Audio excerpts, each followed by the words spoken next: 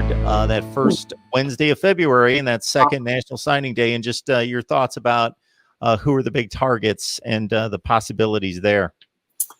Well, right now there aren't per se any big targets besides kind of just some guys that haven't really announced when they're going to make their decision. We talked about the outside linebacker out of Hawaii. He's definitely high up on their list. Right now, I think they're just kind of playing things, a little bit safe right now with having, 5-6 spots open. I know they're kind of counting heavily on going with the transfer portal route with what they've got left. They're kind of looking for some guys to come in and give them some immediate help, whether that's through the transfer portal or from the JUCO. Now, JUCO is kind of hard to gauge right now since they didn't even have a season. So I'm sure that eliminates a lot of possibilities, and everybody's in the same boat on that. So, besides a couple, I wouldn't expect them to take more than about 2 to 3 more actual high school prospects right now. So, and that's just kind of depend on where guys kind of fall, with other kind of opportunities that might arise, because as we know with the times that we're living through right now, that recruiting's never been like this before, where you can't actually go and visit the school that you're going to decide to go play at for 4 or 5 years. And, it's hard to kind of gauge if that's going to be the right place for you when you can't even set foot there. We've seen kids commit before without visiting the school, and I don't know, sometimes that goes okay, sometimes doesn't work out so well. So, yeah, right now, it's just kind of just play it by ear and kind of grab what you need to when it comes available. Kind of like playing free agency right now, in my opinion. D-Rock Irish is asking this question from Twitter, who basically is going to the proverbial hot seat for Scott Frost. Is 2021 going to be the year where it's kind of make or break, hot seat year for Coach Frost? Yeah, I think I alluded to it a little bit earlier. You're going into year 4 now, and you haven't shown any improvements. And if they finish another season with 4 wins, yeah, he's on the hot seat. There's still a long-term deal here, and he's going to have a lot longer leash than a lot of guys would. He does obviously has the longest leash that anybody would have.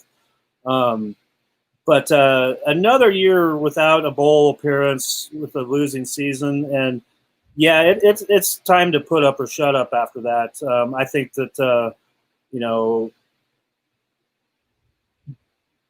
leaving a year on their deal would be fine with Nebraska at that point. But, I don't want to get ahead of myself because, it's still, this is such a young ball club, and that the cupboard was so bare when he got here that, this has taken a lot longer, and it's been a lot bigger of a rebuild than I think anybody ever thought it was.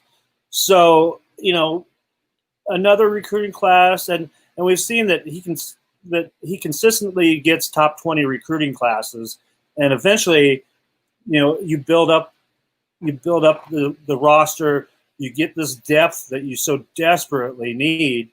That's been the biggest thing is you just don't have enough guys. It seems like every year one position group just gets hit hard with injuries, and you just don't have enough guys there to make a difference anymore. So yeah, you got to get these classes built up, and Scott Frost and his staff know all about the walk-on tradition here that helps out this team so much. And I think that's something that we did not mention when we were talking about signing day is that, they've already added 12 walk-ons to this class. So technically their class is already over 30 guys. And, some of these walk-ons are guys that gave up scholarships to come and walk on at Nebraska. So, once you build this roster up the way you need to with the talent, that they keep on bringing in, and then you've got to develop this talent. You know, we're still trying to look for an identity for this team. It seems like the execution just is not there.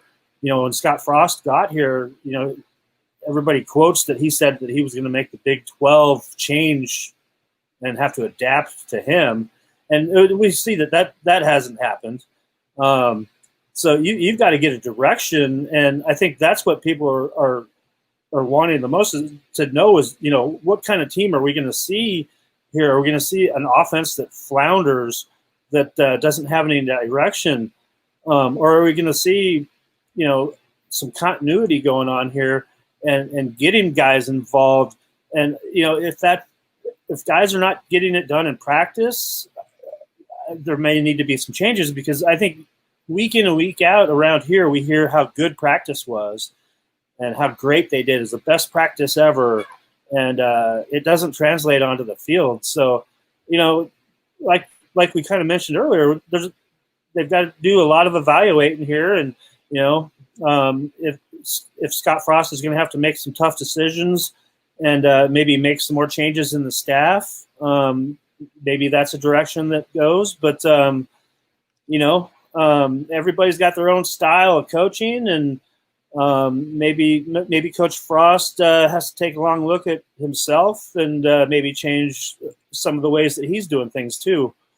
But you know, another year of this, obviously, yeah, he's going to be on the hot seat to answer that question in a very long-winded way.